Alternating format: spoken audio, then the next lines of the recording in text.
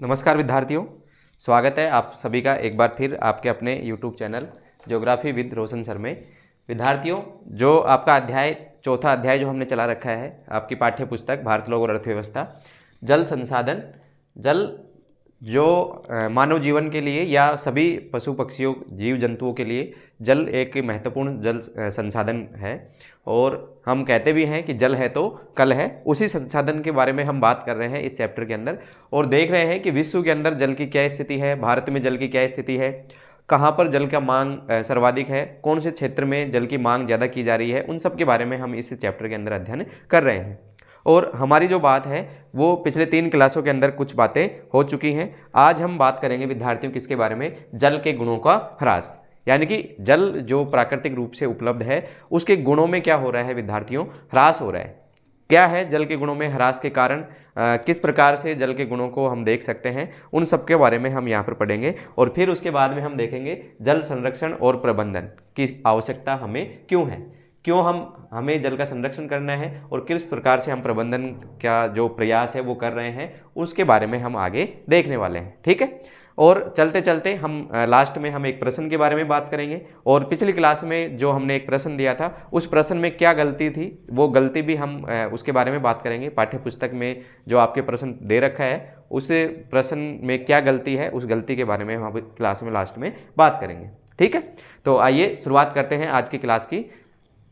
हम बात कर रहे हैं किसकी, सबसे पहले जल के गुणों का ह्रास, यानी कि किस प्रकार से जल के गुणों में ह्रास हो रहा है। सबसे पहले हम बात करें कि जल गुणवत्ता का क्या तात्पर्य है, गुणवत्तापूर्ण जो जल है उसका क्या तात्पर्य है। तो जल गुणवत्ता से तात्पर्य है जल की शुद्धता अथवा अनावश्यक बाहरी पदार्थों से रहित जल से है। क्या है भाई, जल की गुणवत्ता का क्या तात्पर्य है, जल की शुद्धता अथवा अनावश्यक बाहरी पदार्थों से रहित जल से है, यानी कि शुद्ध जल है ये। अनावश्यक बाहरी कोई भी बाहरी पदार्थ उसके अंदर नहीं मिला हो, केवल शुद्ध जल जो है वो कैसा जल होता है, वो गुणवत्तापूर्ण जल होता है। ठीक है, तो आपसे अगर पूछा जाए कि भाई जल की गुणवत्ता से क्या तात्पर्य है, तो हमें ये छोटी सी जो परिभाषा है ये हम लिख सकते हैं कि जल की गुणवत्ता से क्या तात्पर्य है, जल की शुद्धता यानी कि शुद्ध रूप में हो और अनावश्यक बाहरी पदार्थों से रहित हो, यानी कि कोई बाहरी पदार्थ उसके अंदर मिला हुआ नहीं हो, उस जल को हम क्या कह सकते हैं, गुणवत्तापूर्ण जल उसको कह सकते हैं। ठीक है, देश की जो मुख्य नदियां हैं उनमें प्राय पहाड़ी क्षेत्रों के ऊपरी भागों तथा कम बसे क्षेत्रों में अच्छी जल गुणवत्ता पाई जाती है। ये बात ध्यान रखनी है, जहां से नदियों का उद्गम होता है पहाड़ी क्षेत्रों में, वहां जो मुख्य नदियां हैं, मुख्य नदियां कौन सी हैं, जैसे मान लो गंगा नदी की हम बात करें तो गंगा नदी आपको पता है गौमुख जो है वहाँ से निकलती है और वहाँ से निकल कर के हरिद्वार के पास में वो मैदान के अंदर क्या करती है विद्यार्थियों, प्रवेश करती है। तो जो मुख्य नदियाँ हैं वो पहाड़ी क्षेत्रों में, जब तक वो पहाड़ी क्षेत्रों के ऊपरी भागों में रहती हैं, ऊपरी भागों तक कम बसे क्षेत्रों में ये अच्छी जल गुणवत्ता पाई जाती है। तो गंगा नदी का जो जल है उस जल की अच्छी गुणवत्ता कहाँ पर पाई जाती है विद्यार्थियों, केवल पहाड़ी भागों के अंदर। पहाड़ी भागों से नीचे जैसे ही जल आता है तो वहाँ उद्योग धंधे ज़्यादा मिलते हैं, जनसंख्या ज़्यादा मिलती है और विभिन्न प्रकार के जो कृषि क्रियाकलाप है मैदानी भागों के अंदर वो ज़्यादा किए जाते हैं, जिसकी वजह से जल की गुणवत्ता धीरे धीरे क्या होती जाती है, कम होती जाती है। उद्योगों का अपशिष्ट जल जो है वो उसके अंदर आता है, उर्वरक जो है खेतों का जो उर्वरक है वो बह करके जल में आ जाता है, तो गुणवत्ता धीरे धीरे, नहाने धोने का जो पानी है वो उसके अंदर मिल जाता है। हम वहीं पर नदी के ऊपर ही जा करके नहा लेते हैं, उसमें कपड़े धोने लग जाते हैं, तो उससे जल की जो गुणवत्ता है वो धीरे धीरे क्या होने लग जाती है विद्यार्थियों, कम होने लग जाती है। तो कहाँ तक गुणवत्तापूर्ण जल रहता है, तो आपके पाठ्य पुस्तक में एक नक्शा भी दे रखा है और उस नक्शे को आप जब देखोगे तो उस नक्शे में आप देखोगे कि गंगा नदी का जो ऊपरी भाग है, यानी कि जहाँ से गंगा नदी का उद्गम हो रहा है वहाँ पर बहुत ही अच्छी क्वालिटी का जो पानी है, गुणवत्तापूर्ण पानी है वो वहाँ पर पाया जाता है। ठीक है, तो ये बात ध्यान रखनी है कि देश की जो मुख्य नदियाँ हैं, चाहे गंगा नदी हो, चाहे सिंधु नदी हो, चाहे ब्रह्मपुत्र नदी हो, उन सारी नदियों की हम बात कर रहे हैं। तो देश की मुख्य नदियों के प्राय पहाड़ी क्षेत्रों के ऊपरी भागों में, पहाड़ी क्षेत्रों के कौन से भागों में, ऊपरी भागों में, वहाँ जल कैसा पाया जाता है, गुणवत्तापूर्ण पाया जाता है। और बसे क्षेत्रों में, कम बसे क्षेत्रों में, कैसे क्षेत्रों के अंदर विद्यार्थियों, कम बसे हुए जो क्षेत्र हैं उन कम बसे हुए क्षेत्रों के अंदर जल अच्छी गुणवत्ता का पाया जाता है। तो ये बात हमें ध्यान रखनी है। तो एक तो पहाड़ी क्षेत्रों के ऊपरी भाग हैं, वहाँ पर बहुत ही अच्छी क्वालिटी का क्या पाया जाता है, पानी पाया जाता है। और जहाँ कम बसे हुए क्षेत्र हैं, जनसंख्या क्या है, कम है, तो उन कम जनसंख्या वाले क्षेत्रों में भी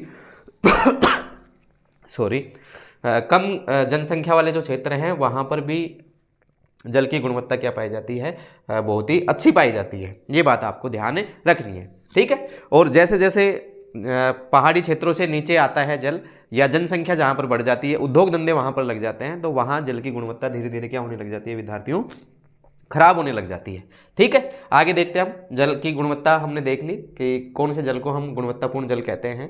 अब जल के गुणों में ह्रास कैसे हो रहा है वो देखेंगे हम, कि किस प्रकार से जल के गुणों में क्या हो रहा है, ह्रास हो रहा है। देखो भाई, जल में बाहरी पदार्थ हो, जल के अंदर बाहरी पदार्थ हो, जैसे सूक्ष्म जीव जो जीवाणु हैं वो जल के अंदर मिल जाएं, रासायनिक पदार्थ हो, रासायनिक या रसायन जो है वो जल के अंदर मिल जाए, औद्योगिक और अन्य जो अपशिष्ट हैं, अन्य अपशिष्ट पदार्थों के मिलने से जल प्रदूषित हो जाता है। इससे जल के गुणों में क्या आ जाती है विद्यार्थियों, कमी आ जाती है, ठीक है। तो किस कारण से आती है जल में कमी, जल के गुणों में कमी कैसे हो जाती है? एक तो जल में बाहरी पदार्थ हो, जैसे सूक्ष्म जीव, जीवाणु है, विषाणु है, ये सब जीव जो है वो जल के अंदर मिल जाते हैं, फफूंदी है ये जल के अंदर मिल जाती है।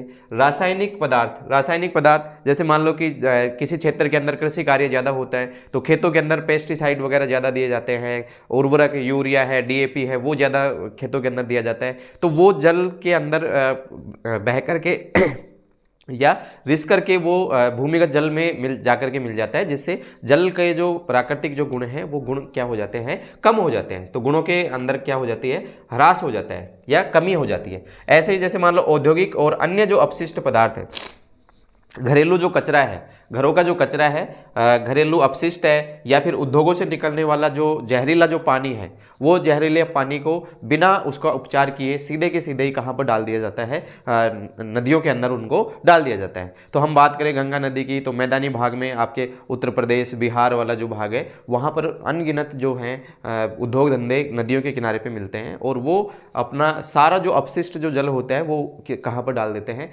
नदियों के अंदर डाल देते हैं, जिससे नदी का जो जल है उसकी जो गुणवत्ता है उसमें क्या आ जाती है विद्यार्थियों, कमी आ जाती है। तो ऐसा नहीं करना चाहिए, लेकिन फिर भी जो है औद्योगिकरण का युग है और सब अधिक लाभ कमाने के उद्देश्य से कार्य कर रहे हैं, तो किसी को कोई फर्क नहीं पड़ रहा है। और इसी प्रकार से अगर काम चलता रहेगा या इसी प्रकार से अगर हम ध्यान नहीं देंगे, हम प्रकृति का संरक्षण नहीं करेंगे, तो फिर धीरे धीरे हमें प्रकृति का जो विरोध है वो भी हमें झेलना पड़ेगा उसका, ठीक है।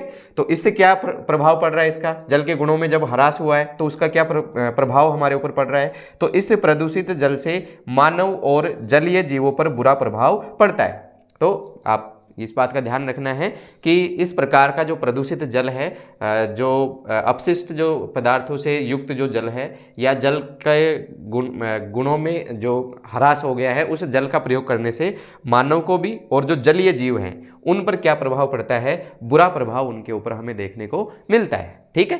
तो ये बात ध्यान रखनी है आपको विद्यार्थियों, जल के गुणों का ह्रास से संबंधित, कि किस प्रकार से जल गुणवत्तापूर्ण जल किसे कहते हैं हम, और हमें जो मुख्य नदियां हैं उनके कौन से भागों के अंदर गुणवत्तापूर्ण जल हमें देखने को मिलेगा। तो ये सारी की सारी बात पहाड़ी क्षेत्रों का जो ऊपरी भाग है वहाँ और कम बसे हुए जो क्षेत्र है वहाँ जल गुणवत्तापूर्ण पाया जाता है। और जल के गुणों में ह्रास के क्या कारण है? सूक्ष्म जीव है, रासायनिक पदार्थ, औद्योगिक और अन्य अपशिष्ट पदार्थों के मिलने से जल प्रदूषित हो जाता है। इससे जल के गुणों में क्या आ जाती है विद्यार्थियों, कमी आ जाती है, ठीक है। और जल के गुणों में कमी की वजह से उसका जल का प्रयोग करने से मानव और जलीय जीवों पर इसका बुरा प्रभाव पड़ता है, ठीक है। तो ये बात थी हमारी किससे संबंधित, जल के गुणों का ह्रास से संबंधित। अब हम बात करेंगे जल संरक्षण और प्रबंधन। देखो विद्यार्थियों, क्योंकि हमें पता है कि जल बहुत ही महत्वपूर्ण संसाधन है, जल है तो कल है, जल ही जीवन है, ऐसे स्लोगन हम पढ़ते आए हैं। और इस संसाधन का अगर हम संरक्षण नहीं करेंगे तो आने वाले समय में पूरे जो मानव प्रजाति है या अन्य जीव जंतुओं की प्रजातियां हैं, उन सभी प्रजातियों पर गहरे जो संकट हैं वो छा जाएंगे। तो इसलिए इस महत्वपूर्ण जो अमूल्य जो जल संसाधन है, अमूल्य संसाधन है हमारे लिए जल संसाधन, उसका संरक्षण करने की आवश्यकता है और उसका हमें उचित प्रबंध करने की आवश्यकता है। तो क्यों इसकी आवश्यकता है, किस प्रकार के प्रयास हमारे द्वारा किए जा सकते हैं, हमारे क्या नैतिक मूल्य हो सकते हैं, इससे संबंधित सबके बारे में हम बात करेंगे। ठीक है, तो जल संरक्षण और प्रबंधन की आवश्यकता क्यों है, इस बात को हम समझते हैं। आइए देखते हैं इसको। भारत में जनसंख्या बढ़ने से जल की प्रति व्यक्ति उपलब्धता कम होती जा रही है। आपको पता है विद्यार्थियों, भारत की जनसंख्या लगातार क्या हो रही है, बढ़ रही है। और आपको ये भी पता है कि भारत विश्व में जनसंख्या के मामले में क्या हो गया है, प्रथम नंबर पे आ गया है। ठीक है, तो जनसंख्या लगातार बढ़ रही है, तो जनसंख्या लगातार बढ़ेगी तो जल की मांग भी क्या होगी विद्यार्थियों, बढ़ेगी। लेकिन जल की उपलब्धता लगातार क्या होती जा रही है, कम होती जा रही है।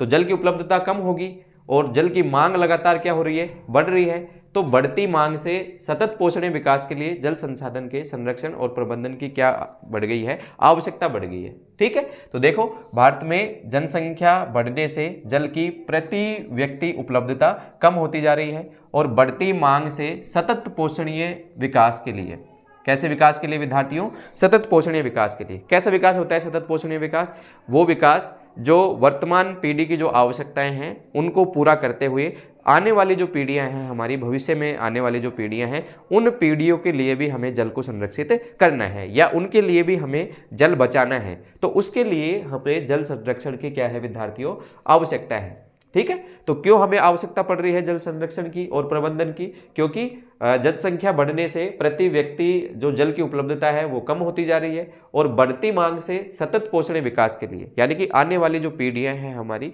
उन पीढ़ियों के लिए भी हमें जल संरक्षण करना है और उनके लिए भी हमें गुणवत्तापूर्ण जो जल है वो बचाना है। तो इसके लिए हमें जल संसाधनों के संरक्षण और प्रबंधनों की आवश्यकता बढ़ गई है। ठीक है, तो इस वजह से जल संसाधनों का संरक्षण और प्रबंधन की जो आवश्यकता है वो बढ़ गई है और हम सबका ये दायित्व है कि हम किसी भी रूप में चाहे एक छोटा सा प्रयास करें हम, लेकिन हमें जल को क्या करना है विद्यार्थियों, संरक्षित करना है। ठीक है, आगे देखते हैं हम।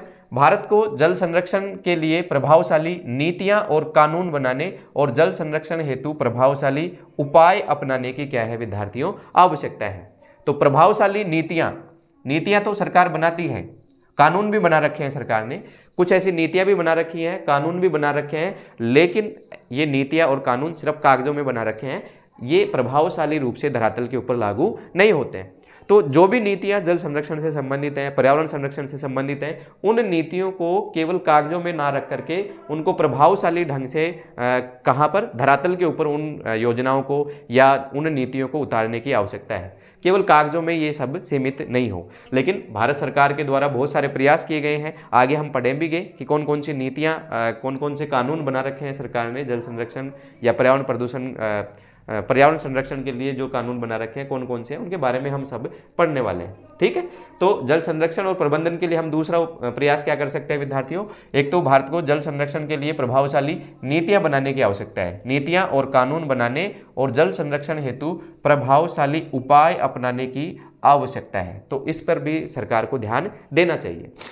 ठीक है, आगे देखते हैं हम और क्या कर सकते हैं हम। जल बचत तकनीक, यानी कि जिस भी माध्यम से जल बचाया जा सकता है हमें उस तकनीक का उपयोग में लेना है। तो जल बचत तकनीक और विधियों के विकास के अलावा प्रदूषण से बचाव के उपाय भी करने चाहिए। तो प्रदूषण से भी जल को बचाना चाहिए। जो उद्योग धंधे जो लगातार जो बढ़ रहे हैं और औद्योगिकरण के बाद से उद्योग धंधे लगातार बढ़ रहे हैं, अपना अपशिष्ट सीधा कहाँ पर, नदी के अंदर डाल देते हैं और जनसंख्या भी बढ़ रही है, कृषि के अंदर भी जो उर्वरक हैं इनका उपयोग बढ़ रहा है, जिसकी वजह से लगातार जो जल प्रदूषित हो रहा है, उस प्रदूषण से बचाव के उपाय भी हमें करने चाहिए। तो जल बचत तकनीक भी हमें काम में लेनी है और अन्य जो विधियां हैं उनको भी सबको काम में लेना है और इससे प्रदूषण से बचाव के उपाय भी हमें करने चाहिए।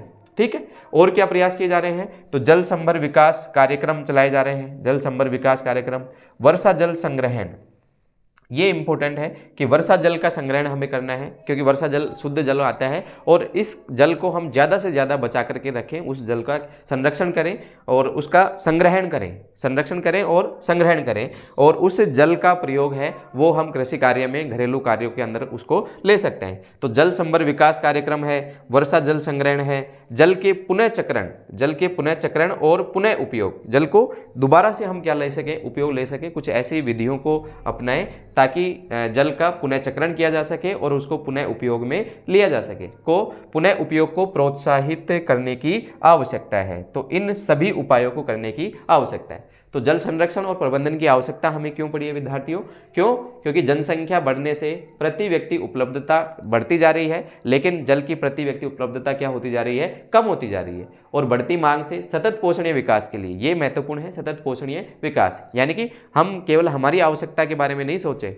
अगर हम ये सोच लेंगे कि भाई हमारा जीवन तो थोड़ा सा बचा है, उसमें तो पानी खत्म होने वाला नहीं है, लेकिन हमें ये भी सोचना है कि आने वाली जो पीढ़ियां हैं वो भी जल संसाधन का उपयोग में लेंगी। उन लोगों के लिए या उस पीढ़ी के लिए हम जो प्रकृति का जो अमूल्य धरोहर है जल संसाधन, वो उनके लिए भी गुणवत्तापूर्ण हम छोड़ के जाए। तो सतत पोषणीय विकास के लिए जल संसाधनों के संरक्षण और प्रबंधन की आवश्यकता पड़ी है। ठीक है। और भारत में प्रभावशाली नीतियां और कानून बनाने और जल संरक्षण हेतु प्रभावशाली उपाय अपनाने की आवश्यकता है। कानून और नीतियां तो बना रखी है हमने, लेकिन उनको धरातल के ऊपर प्रभावशाली ढंग से उनको लागू नहीं कर रखा है। तो सरकार को प्रभावशाली ढंग से इन नीतियों को लागू करने की आवश्यकता है। फिर जल बचत तकनीक और विधियों के विकास के अलावा प्रदूषण से बचाव के उपाय भी हमें करने चाहिए। और जल संभर विकास कार्यक्रम, वर्षा जल संग्रहण, जल के पुनः चक्रण और पुनः उपयोग को प्रोत्साहित करने की आवश्यकता है। ठीक है। तो ये बात थी विद्यार्थियों हमारी किससे, जल संरक्षण और प्रबंधन की हमें आवश्यकता क्यों है और जल के गुणों का ह्रास किस प्रकार से हो रहा है, गुणवत्तापूर्ण जल हम किसे कहते हैं, इन सब के बारे में। ठीक है। अब हम बात करते हैं पिछले प्रश्न की, जो आपकी पाठ्य पुस्तक के अंदर जो प्रश्न दे रखा है विद्यार्थियों, और उसके जो ऑप्शंस हैं वो पाठ्य पुस्तक में गलत दे रखे हैं। पिछला जो वीडियो क्लास थी उसके अंदर भी मैंने वो प्रश्न दिया था आपको विद्यार्थियों, और उसके अंदर सारे के सारे ऑप्शन ही क्या है विद्यार्थियों, गलत है। ठीक है। तो प्रश्न क्या था विद्यार्थियों, निम्नलिखित में से जल किस प्रकार का संसाधन है, जल किस प्रकार का संसाधन है, ये बात हमने रखी थी उसके अंदर। पहला जो ऑप्शन था उसमें अजैव संसाधन था, दूसरा ऑप्शन था अनवीकरणीय संसाधन, तीसरा था जैव संसाधन और चौथा था अचक्रीय संसाधन। तो चौथा जो ऑप्शन है अचक्रीय संसाधन, उस अचक्रीय संसाधन की जगह क्या करना है विद्यार्थियों, हमें चक्रीय संसाधन करना है। कैसा चक्रीय संसाधन। तो चौथा जो ऑप्शन है विद्यार्थियों वो क्या है, चक्रीय संसाधन। लेकिन हमारी पाठ्य पुस्तक में थोड़ा सा ये एरर है, इसको क्या दे रखा है, अचक्रीय संसाधन इसको दे रखा है। तो जल कैसा संसाधन है विद्यार्थियों, चक्रीय संसाधन है। समुद्रों के अंदर से जो जल है वो जलवाष्प बन करके ऊपर उठता है, धीरे धीरे ठंडा होता है, संघनन होता है, बादल बनते हैं, और बादल बन के फिर वो वापस बरस पड़ता है, फिर नदियों के माध्यम से वापस समुद्र में, और फिर वापस से जलवाष्प बन करके ऊपर बादल बनते हैं, बारिश होती है। तो इस प्रकार से जल जो है वो चक्रीय रूप में चलता रहता है। तो जल कैसा संसाधन है विद्यार्थियों, चक्रीय संसाधन है। लेकिन पाठ्य पुस्तक में क्या दे रखा है, यहाँ पर अचक्रीय संसाधन दे रखा है। क्या दे रखा है, अचक्रीय। तो ये जो ऑप्शन है विद्यार्थियों ये थोड़ा सा क्या है, गलत है। तो इसको आप सही कर लेना। इसको कैसा संसाधन है विद्यार्थियों, ये चक्रीय संसाधन है जल। ठीक है। अब बात करते हैं हम आज के प्रश्न की। आज का जो महत्वपूर्ण जो प्रश्न है उसके बारे में, अगर आपने पहले की दोनों तीनों क्लासें अगर आपने देखी हैं तो आप इस प्रश्न का जो आंसर है वो बड़े ही सरल तरीके से आप इसको दे सकते हो। क्या प्रश्न है विद्यार्थियों, देखो, धरातलीय और भौमजल, धरातलीय और भौमजल का सर्वाधिक उपयोग, धरातलीय और भौमजल का सर्वाधिक उपयोग खालिस्तान में होता है। तो धरातलीय और जो भूमिगत जल है उसका सर्वाधिक उपयोग किसके अंदर होता है, ये आपको कमेंट बॉक्स के अंदर बताना है। ठीक है। और ये जो प्रश्न है विद्यार्थियों ये आपकी बोर्ड परीक्षा में आया है, ये आपकी बोर्ड परीक्षा के अंदर आया, पूछा हुआ प्रश्न है 2024 के अंदर। ठीक है। तो बोर्ड परीक्षा 2024 के अंदर ये प्रश्न पूछा गया था, और बड़ा ही सरल जो प्रश्न है, सरल स्तर का जो प्रश्न है वो ये है। अगर आपने पहले की क्लासें देखी हैं तो आप आसानी से इसका आंसर दे सकते हो। तो धरातलीय और भौमजल का सर्वाधिक उपयोग खालिस्तान में होता है, ये आंसर आपको देना है। और उस प्रश्न का जो आंसर है ये भी आपको ध्यान रखना है, जल कैसा संसाधन है विद्यार्थियों, तो ये है चक्रीय संसाधन। ठीक है। अब आगे की जो क्लास है उस क्लास के अंदर हम बात करेंगे विद्यार्थियों जल प्रदूषण का निवारण, यानी कि किस प्रकार से हम जल प्रदूषण को निवारण कर सकते हैं और जल का पुनः चक्र और पुनः उपयोग हम किस प्रकार से कर सकते हैं, इन सब के बारे में हम नेक्स्ट वीडियो क्लास के अंदर बात करेंगे। ठीक है विद्यार्थियों, पढ़ते रहिए, मस्त रहिए, बोर्ड परीक्षाएं आपकी नज़दीक हैं और आप अपनी तैयारी को अच्छे से करते रहिए। पहले के जो चैप्टर आपने पढ़ लिए हैं उनका भी बार बार आप रिवीजन करते रहिए। सबसे अच्छा तरीका यही होता है परीक्षा में अच्छा स्कोर करने का कि आप जो भी पढ़ रहे हैं आगे आगे आप नहीं पढ़ते जाएं, पीछे का जो है उसका भी आप रिवीजन करते हुए चलें। ठीक है, जिससे आप बोर्ड परीक्षाओं के अंदर बहुत ही अच्छा स्कोर आप कर सकते हो। ठीक है विद्यार्थियों, तो मिलते हैं नेक्स्ट वीडियो क्लास के अंदर। तब तक के लिए पढ़ते रहिए, मस्त रहिए। Thank you.